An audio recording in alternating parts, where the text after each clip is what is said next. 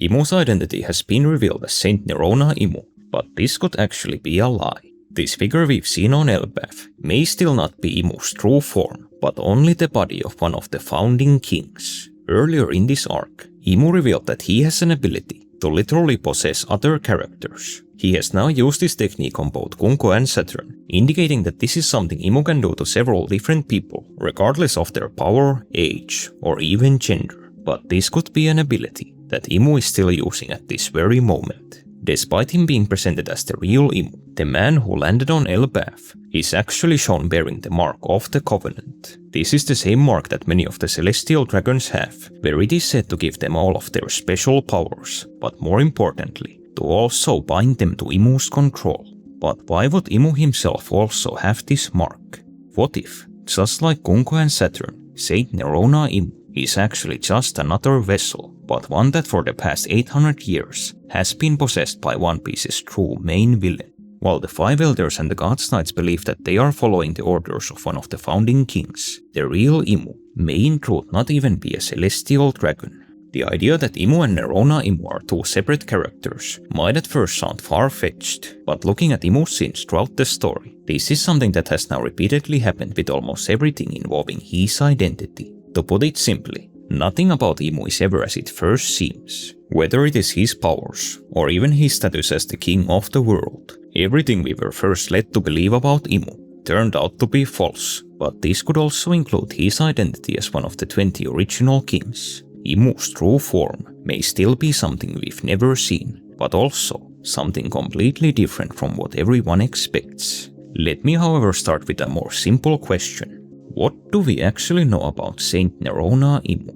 Nerona Imu is a figure that has only been brought up in the One Piece story as late as the final saga. He is first mentioned in the Egghead arc, after Sabo told Dragon and Ivankov what had happened to him at the reverie. After hearing Sabo's story, Ivankov immediately connects the Imu he saw to Saint Nerona Imu. Yet the revolutionaries in this scene talk about Nerona Imu as if he was just a regular person. To both Sabo and Ivankov, the idea of one of the founders being immortal is actually shocking. What this suggests is that the Nerona Imu who appears in history was seemingly just a normal person with a normal lifespan. For a long time, I and a lot of fans assumed this to be Imu's backstory, where he was this founding king Ivankov mentioned, but that somehow he'd gained immortality and all these special abilities, which he'd then used to control the world government since the Void Century. But what if the truth was something much darker? What if Nerona Imu did not so much make a deal with the devil, but instead the devil is simply using him? Earlier, I went over the fact that Nerona Imu on Elbaf has the mark of the Covenant, but there is something I did not yet bring up about this point. What is completely bizarre is that Imu's mark has the exact same symbol as the mark of the God's Knights, but this mark is only said to symbolize the second highest level of the Covenant. If Imu having this mark was not confusing enough, Imu has also seemingly not even given himself the highest level of his very own Covenant, because Imu's mark only appears on his clothing. Some could think that it may just be some kind of fashion choice, but while this may be true, we've actually already seen the same thing with many of the God's Knights, where they are confirmed members of the Covenant, even though their mark is also only shown on their attire. Let's say that this is also true for Imu, where based on the symbol on his cloak, he only has the Deep Sea Contract. Why would Imu give himself a power, which purpose is described to bind the target to Imu himself? And even if this mark is for some reason necessary, why would Imu not give himself the highest Deep Sea Contract? The answer could be that this is all on purpose. What the story has shown is that the second level of the Covenant is still high enough for Imu to be able to possess the character with the mark. The reason why this figure on Elbaf has not been given a higher contract could be that they were never meant to be as powerful as the Five Elders, where this man is not only not the real Imu, but the 800-year-old body of Saint Nerona Imu, whose sole purpose in the world government is to be the permanent vessel for the real Imu. Earlier, I brought up the fact that the revolutionaries seemingly believed that Saint Nerona Imu from history was just a regular human. This is actually backed up by an earlier scene all the way back from the Dressrosa arc, where Doflamingo's father revealed that despite them claiming to be gods and dragons, the celestial dragons have in fact always just been biological humans. While Nerona Imu in these latest chapters looks incredibly demonic, the manga has already hinted that his appearance may only be a byproduct of Imu's powers. This is because we saw the same thing happen after Imu possessed Kunko's body, where her appearance also turned visibly more demonic, with her sprouting both wings and a tail. Yet, even if Saint Nerona Imu is or was a mere human, what the current Elbaf arc has all but confirmed is that the real Imu is very likely not even a human being. In the God Valley flashback, when Rocks faced off against Imu, he actually refers to Imu simply as a monster. This was however different from how this word is normally used in One Piece to describe really strong people. Right after saying this, Sebek warns Imu not to underestimate the power of humanity. What Sebek's words here indicate is that Imu's actual race is not that of a human. While all these details could warm some of you up to the idea that Imu and Nerona Imu are in fact two separate characters, I can understand why some of you may still be skeptical about this theory. For example, Sebek's words could have simply meant that Imu is someone who started out as a human, but that he has become too abnormal to be no longer seen as a member of their race. Likewise, Imu and Elbaf having the Mark of the Covenant could still have other explanations, where for example, Imu's mark being white instead of black could mean that this actually is the deep sea contract, which has still not gotten a confirmed appearance in the manga. Yet, there is one other thing that is strange in Imu's Elbaf scenes that I haven't yet mentioned. This thing is that in the newest chapter, I think we might have actually gotten our first glimpse at Imu's real true form. The chapter shows a flashback panel with both Imu and Joy Boy together during the Void Century, but the two of them are still silhouetted. Imu's silhouette also looks strikingly different from his form on Elbaf, and is actually more similar to the form he used earlier in the story. This is however very odd. One Piece is no stranger to silhouettes, but normally, when a character's true face gets revealed, they essentially always start appearing as themselves in all scenes in the manga. This notably happened with Green Bull, who spent hundreds of chapters being silhouetted, yet the moment he appeared on Wano, Green Bull's real face has always been shown, whether in flashbacks or with other characters talking about him. Yet, 2 chapters after Imu's supposed face reveal, he in flashbacks still appears in his shadowed form. Even though the story is very heavily trying to make us believe that this is Imu's true form, with him after hundreds of chapters being completely out of the shadows, and even finally getting his introductory box, this is an old trick One Piece has used many times to deceive readers about a character's identity, only for them to be revealed as someone nobody expected. If there is also one character in the manga who this trick is most likely going to be used on, it is Imu. This is because what Imu's character throughout the story has shown is that this is exactly how he operates, where to put it very simply, everything about Imu is a lie. Back when Imu was first introduced in the Reverie arc, the manga also revealed the backstory of his title of King of the World. At the end of the Void Century, the 20 original kings who united the world came to live in the Holy Land as celestial dragons, but the kings also made a pact that none of them would rule the government as a king of the world, symbolizing their oath by placing their weapons at the foot of the empty throne. This is apparently the story most of the One Piece world still believes to this day. What us readers, however, know is that this story is still a complete fabrication. In truth, Imu actually betrayed the celestial dragons by taking the empty throne, with this act going completely against the world government's founding story. But on top of this, the Elbaf arc has revealed that Imu's treachery may actually run way deeper.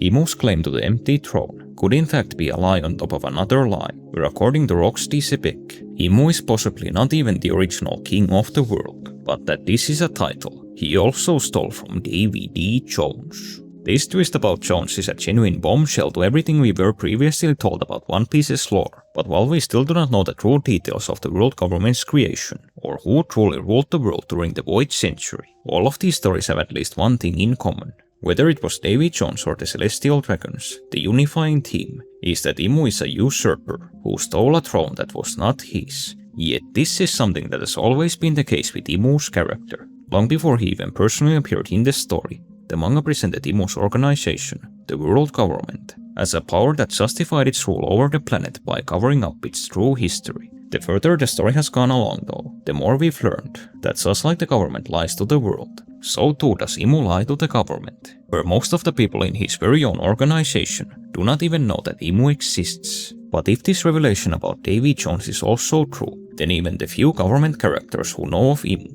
are seemingly being manipulated, where he may not even be their true king.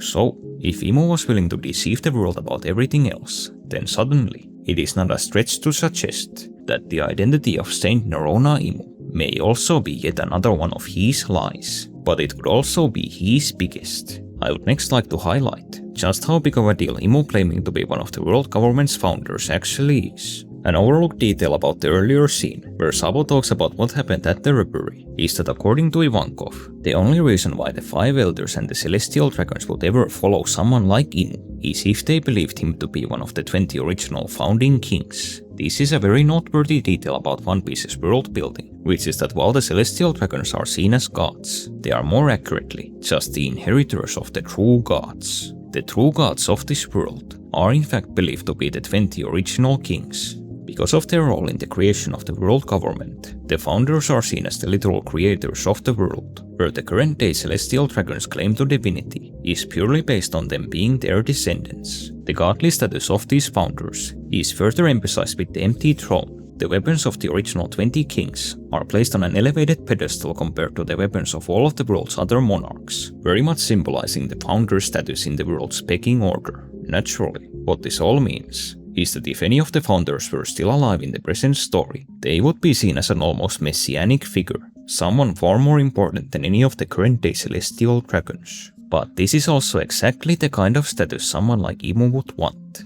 By claiming to be one of these founders, Imu is given status and power over the entire world government, where even the Gorosei accept him as their king. But this could all be a trick. Based on all the things I've brought up in this video, here's what I think may have truly happened over 800 years ago.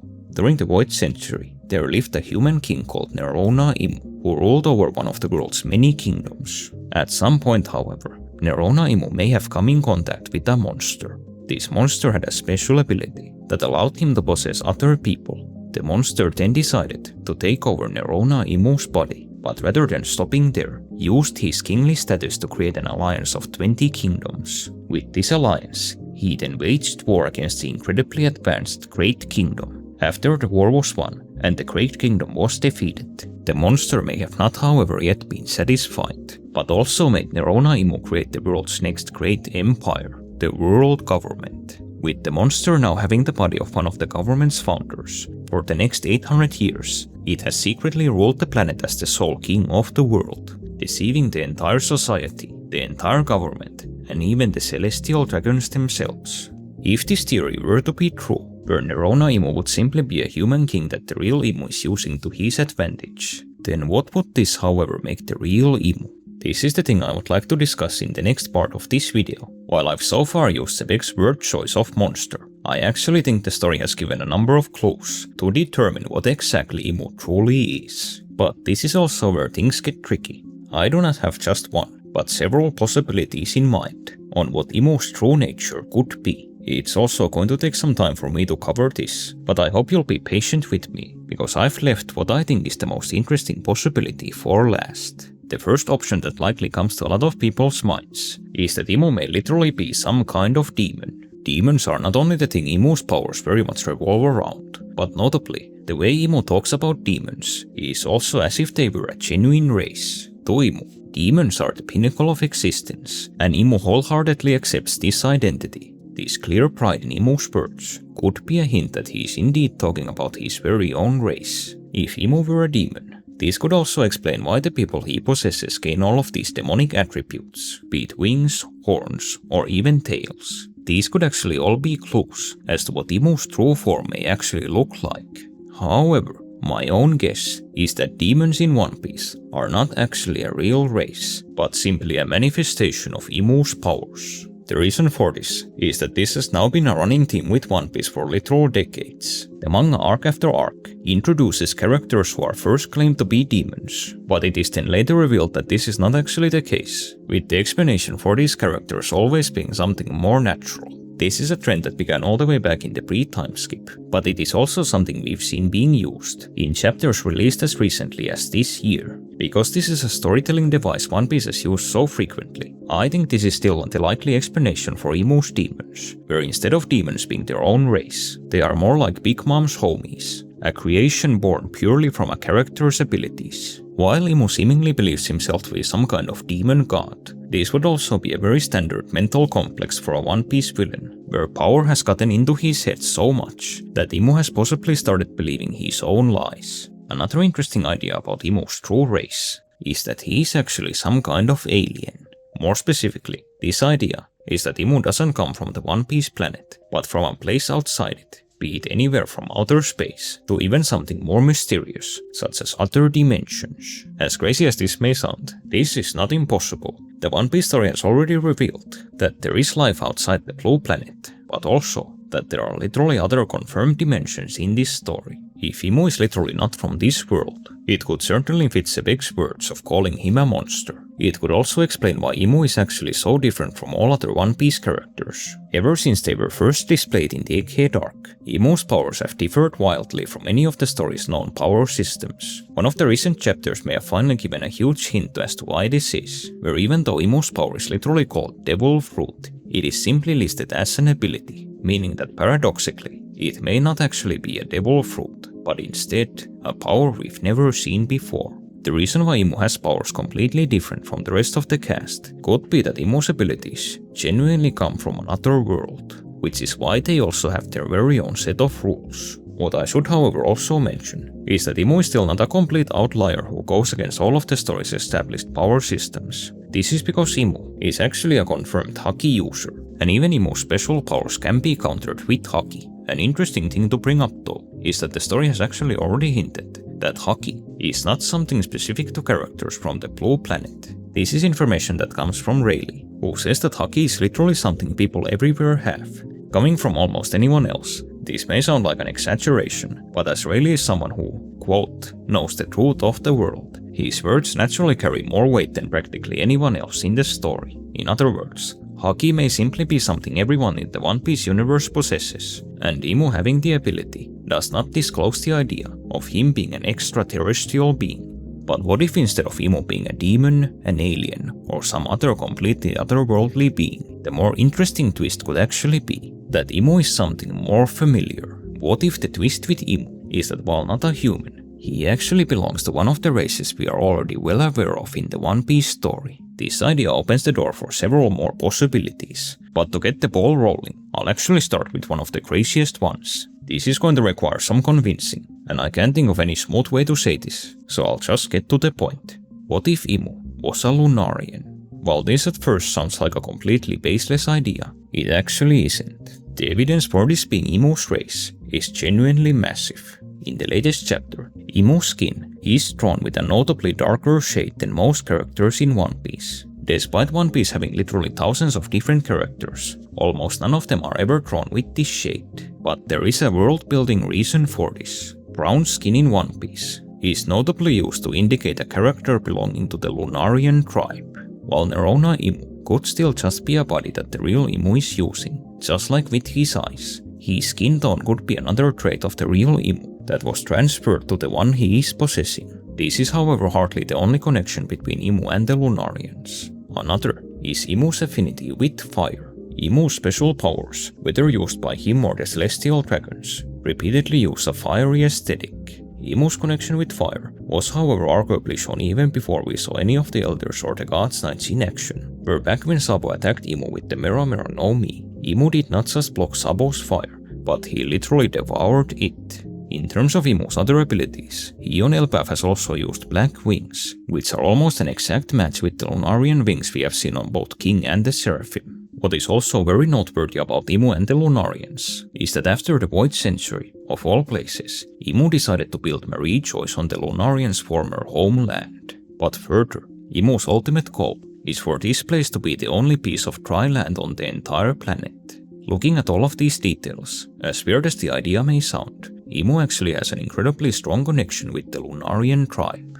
Yet does the idea of Imu being an actual member of this race still make any sense? The Lunarians are essentially sworn enemies of the world government. Not only did the Celestial Dragon steal their home from them, but they even stole their status, where the Lunarians were the ones seen as the original gods of this world before the government even existed. Based on King's words, the Lunarians were also seemingly affiliated with Joy Boy, as King patiently waited for his return to the world. Yet, these details do not make it impossible for Imu to still be a Lunarian. This is because Imu could be a traitor to his own people.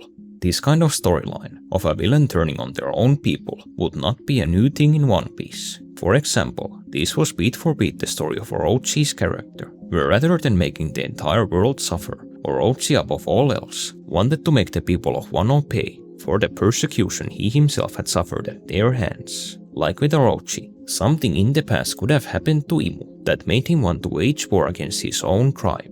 The reason why the government is so hell-bent on hunting down the Lunarians could be that, just like with everything else, Imu is not just taking revenge, but this is also him trying to erase all evidence of his existence from the world, including the erasure of his very own race. One other reason why Imu being a Lunarian could fit the story surprisingly well is Imu's connection with hell and demons. In the Christian Bible, Satan is actually quite literally a fallen angel who was cast out from heaven.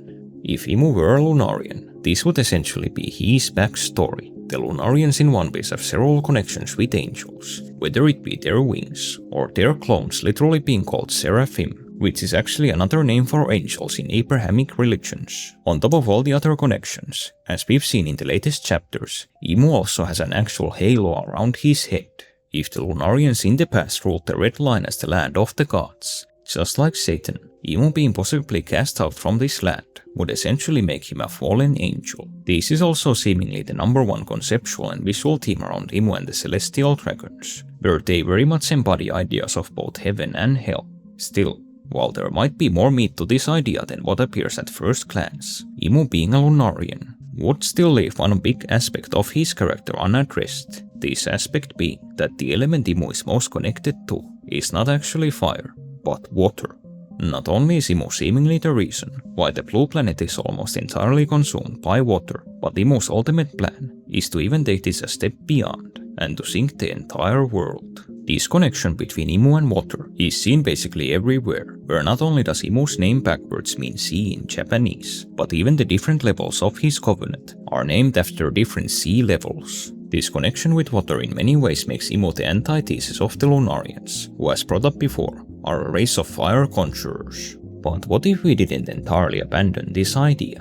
What if Imu still was a race traitor, but just of a different race? A race that is actually as close to water as you can get in this story. What if, in a crazy twist, Imu was actually revealed to be a fish man? Just like with the Lunarian idea, this could paradoxically explain the world government's persecution of the fishman race. If Imu were an outcast fishman, in an attempt to hide his existence from the world, the persecution of the fishmen in the story could be something the world government deliberately does to try to wipe out Imu's original race from the world. The allure of this idea would probably be the revelation that Imu is actually of the sea. There is an argument that a fishman would make for an incredibly fitting main villain to a manga about pirates, as Imu could both literally and figuratively be the thing pirates throughout history feared the most, a monster of the sea. There are certainly all sorts of eldritch themes One Piece could use to make this idea work, where essentially, Imu could be revealed to be some kind of millennia-old oceanic horror. One aspect of Imu that has never been fully explained is that he actually has a secondary title besides King of the World. Some of the Celestial Dragons actually call Imu as the Great One, or Ondai in the original Japanese. While this could be just a code name that Imu uses for the God's Blades, who have not yet learned about his identity, there could be more to this. Ondai, based on my research, is in real life Japanese mostly used for revered older people, whether they be athletes, artists, or anyone worthy of respect. Yet, it also has some fictional use beyond One Piece. Most notably, some in Japan use Ondai when referring to eldritch creatures. One thing that should be revealed about Oda is that he is actually very fond of these kinds of niche uses of the Japanese language. So, if we entertain the idea that Imu is actually a fishman, what kind of fishman would he be? The fishmen in One Piece are actually an incredibly heterogeneous race, filled with all sorts of individuals based on different types of fish from real life. Surprisingly, this could actually be something the story could use to also explain why exactly Imu has lived for so long. This could actually provide a more unique answer to the mystery. In real life, most of the Earth's longest living animals are surprisingly found in the sea. Our very own oceans contain animals that live for hundreds or even thousands of years, and there is even the famous case of the immortal jellyfish, which is reportedly a creature that is able to live forever through completely natural means. However, I can see why the fishman idea might not appeal to a lot of readers. For one, even though fishmen in the story are being persecuted, this is by no means the same level of witch hunt the world government has done on other races, such as the Lunarians or the Buccaneers. Even some of the elders seemingly do not want the fishmen extinct, but to instead maintain good relations between them and humans. In other words, the idea of Imu wanting to wipe out his own race would not really make sense with these details. This idea might also contradict Sebek's line about Imu not being a human. Ever since Arlong Park, the story has confirmed that the fishmen are in fact simply evolved versions of humans. Lastly, this might honestly just be too plain of an explanation for the God Emperor of the One Piece world. For someone as important as Imu, there's an argument that the explanation for what he is should be something downright mythical. So, what if Imu was actually a member of a legendary race that we know exists in the One Piece world? But unlike the other races that I've mentioned, this is a race that has gone completely extinct except for him. What if Imu actually was a dragon? Dragons are a very visible element of the One Piece manga, where they're in some shape or form referenced in virtually every single arc. Despite this, we've never actually seen a living natural dragon in the present story. Characters like Kaido, Momonosuke and Loki are not real dragons, but only Zou and Devil Fruit users. Likewise, Vegapunk's dragons that we saw on Punk Hazard were also in reality mere artificial clones. Even though we haven't seen them on Luffy's journey, however, dragons still very much exist in the lore of this world. In the canonical story of Ryuma that happened centuries before Luffy was born, there actually is a real dragon that Ryuma killed, which confirms that dragons existed in this world as late as a few hundred years ago. Going further back in the timeline, what the story heavily indicates is that the dinosaurs of the One Piece world that we've seen since Little Garden are also all biologically related to dragons, as all dinosaur zoans are labeled as being literal dragon devil fruits. Even if they have seemingly disappeared in Luffy's time, dragons are also still very clearly a centerpiece of this world's lore. Dragons are in fact a symbol practically every faction in the manga wants to claim as their own, from the world government to pirates to even the revolutionaries. Figurative dragons are also seen in almost all of the different cultures of the One Piece world, from Sky Islands all the way down to Fishman Island. The reason for dragons being so revered could all be because they genuinely are some kind of primordial beings in the lore, where based on the Elbaf mural, dragons may have played an incredibly vital role in the history of the story. Imu himself also has an incredibly strong connection with dragons. Not only did the victorious founding kings of the Void Century decide to model themselves after dragons, and not only is Imu incredibly fascinated by Loki's dragon devil fruit, but even Imu's own powers share some possible connection to dragons, where this could be the actual explanation to the fire team with his abilities, or to the aforementioned scene between him and Sabo. So, what if Imu was the last dragon of this world? This could be one other explanation for why Imu has lived so long, where in other works of fiction, dragons are very frequently described to have incredibly long lifespans. What however interests me the most is Imu being so interested in Loki having the mythical Nidhogg dragon devil fruit. Every other time, Imu flies into a rage whenever figures from his past are brought up, but when he sees Nidhogg, Imu looks at the dragon with what almost looks like fondness. If all devil fruits are indeed based on people's imagination of reality, then one crazy possibility could be that Imu himself is the original Nidhogg dragon, and that Loki's devil fruit was centuries ago based on him. Like with the idea of Imu being a Lunarian, Imu being a dragon could also explain exactly why dragons have seemingly gone extinct, where in an attempt to hide his own existence, Imu could have hunted down all other living members of his race. Imu being a dragon would certainly satisfy the desire a lot of readers have for him being some kind of legendary being, but I think this could also be a very cool use of the twist that we first encountered all the way back with Chopper's introduction, where even the story's main villain would be an animal that gained personhood. But this is still not my favorite idea for Imu's true race. I still have one last idea for what Imu could be that I personally find more compelling than any of the others I've mentioned in this whole video. The core theme with all of these ideas I've addressed is that Imu's true form is something he by no means wants anyone to discover. Not even the elders or the God's Knights are allowed to see what Imu truly is, where for all they know, they are simply following the orders of one of the 20 founding kings. While I may have danced around this question the entire video, I still haven't given it a real answer. Why is Imu going through all of this trouble? Even if Imu isn't a real celestial dragon, he should still be powerful enough to put everyone under his thumb. Why has One Piece decided to write its main villain as someone who's so scared of anyone finding out who he is, when essentially every other villain in the story wanted the world to know and fear their name? What if the reason was that underneath everything, Imu is actually something far more insignificant than he lets on? What if the mythical being who fought all of these legends, the mastermind that brought down the Great Kingdom, and the tyrant who's been ruling the One Piece world with an iron fist, was actually something as unintimidating as a Tontada? In the One Piece timeline, the first event involving the Tontada tribe actually predates the creation of the world government. Exactly 900 years ago, the Tontada race suffered a calamity where they were being persecuted by humans. Back then, the Don Quixote king of Dressrosa tricked the Tontada into being his slaves for a period of 100 years, leading to generational hatred between their race and the Don Quixotes. But what is genuinely fascinating about this Tontada backstory is actually when it took place in the timeline. This era of slavery is exactly the same 100-year period during which the Void Century itself happened. Coincidence, or perhaps not? This means that the enslavement of the Tontada is also something the world government has tried to wipe from all records. What is, however, truly eye-opening about all of this is that this seemingly irrelevant backstory of the Tontada is literally the only piece of lore in all of One Piece that we know happened during the Void Century, yet has no confirmed connection to the Great Kingdom. So, what if this is not actually a coincidence? What if there is an incredibly valid reason why the story decided to make the enslavement of the Tontada happen exactly at the same time as the Void Century? While I've talked about him all throughout this video, there is one detail about him that I have not yet mentioned once. The reason why I've avoided this detail is because it is genuinely so bizarre that it is really hard to connect it to any other thing we know about him. Ever since he was first introduced, the manga has shown that the place where Imu spends most of his time is a private chamber in Pangaea Castle that is filled with plants and insects. Apparently, Imu does not even want the elders to visit this room